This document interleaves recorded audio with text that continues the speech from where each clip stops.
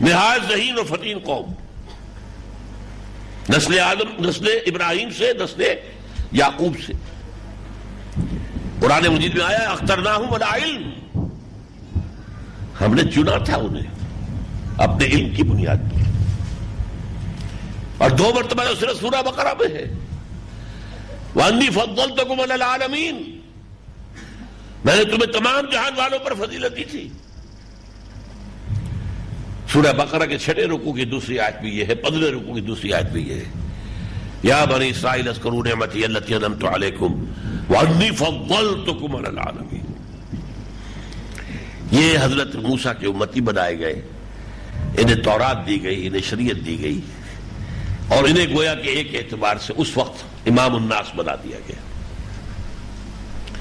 ان کا جو ہے ایک یوں سمجھیے 1500 برس کی تاریخ تو 2 عروج اور 2 زوال اب عمر موجود نہیں ہے اس وقت۔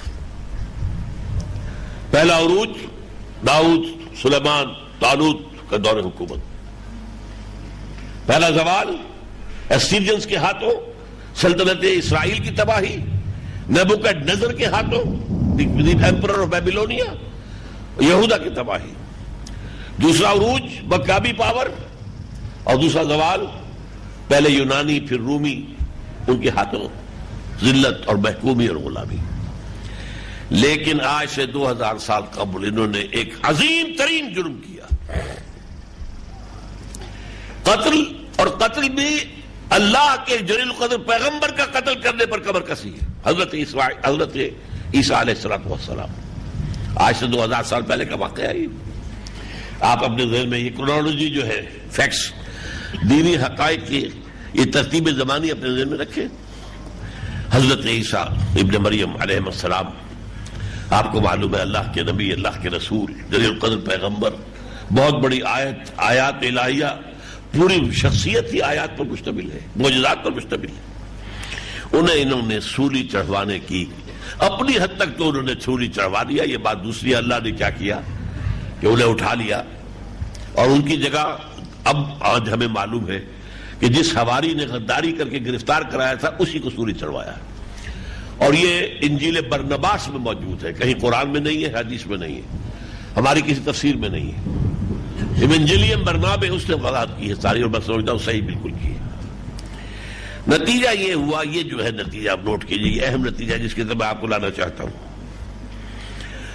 نتیجہ یہ نکلا کہ یہ اس دن کے بعد سے راندہ درگاہ ہوئے، ملعون قرار پائے، مغضوب علیہم قرار پائے، اور ایول، شر، اس کا سب سے بڑے ایجنٹ اور عزازیل ابلیس کے سب سے بڑے مرید بن گئے۔ اس کے بعد سے دنیا میں جو شر آ رہا اجتماعی، اس کا جب آپ ٹریس کریں گے تو آپ کو جا کر یہود تک ان کا سرا ملے گا، پورا فکر کی گمراہیاں، عمل کی گمراہیاں، اخلاقی گمراہیاں، تمام کا جو ہے سرا وہ بنی اسرائیل، وہ یہودی۔ اس لیے کہ حضرت مسیح علیہ السلام کو اپنے طور پر سولی پر چڑھوا کر انہوں نے جو جرم عظیم کیا ہے، یہ اس کی سزا ہے کہ جو سزا انہیں اللہ تعالیٰ کی طرف سے ملی ہے۔ یہاں تک کہ آج سے 1700 سال قبل، یہاں تک کہ آج سے 1850 سال قبل 70 عیسوی میں حضرت مسیح کے رفع سماوی کے 40 برس بعد ٹائٹس روبی نے ان کا قتل عام کیا ہے۔ 1,33,000 یہودی ایک دن میں قتل ہوا یروشلم میں، 1,33,000 ایک دن۔ 67,000 قیدی بنائے گئے۔ تمام عورتوں کو، خاص طور پر جوان عورتوں کو محفوظ کر لیا اپنی لوڈیوں کی حیثیت سے۔ ہیکل سلیمانی جو پہلے جو ہے نیبوکڈنیزر نے برباد کیا تھا، پھر دوبارہ بنایا گیا تو اب ٹائٹس نے اس کو برباد کیا، آج تک برباد پڑا ہوا ہے۔ وہ ان کا خانہ کعبہ ہے جو سمجھیے کہ 70 عیسوی سے برباد ہوا پڑا ہوا ہے۔ صرف ایک دیوار ہے، ویسٹرن وال، وہ انٹیکٹ ہے، جس کو یہ ویلنگ وال کہتے ہیں، رونے کے لیے، ماتم کے لیے وہاں جاتے ہیں، سر پھوڑتے ہیں اپنا، روتے ہیں، تورات پڑھتے ہیں۔ وہ ہے نشانی صرف اس ٹیمپل کی، وہ ٹیمپل کہتے ہیں، ہم جو مسجد کہیں گے اسے۔ حضرت سلیمان نے جسے بنایا وہ مسجد تھی، اس کے بعد تعبیر ہوا، مکابی دور میں مسجد تھی، لیکن وہ گری پڑی ہے۔ اور اس دن سے ان کو نکال دیا گیا فلسطین سے باہر نکل جاؤ، ڈائسپورا شروع ہو گیا پوری دنیا کے اندر منتشر. جہاں سینگ سمائے بھاگ جاؤ، فلسطین میں تمہارے لیے کوئی جگہ نہیں ہے. اس وقت جو رومن تھے وہ بھی انہیں ستاتے تھے، پرسیکیوٹ کرتے تھے. حضرت عیسیٰ علیہ السلام کے جو ماننے والے تھے انہیں یہ پرسیکیوٹ کرتے تھے.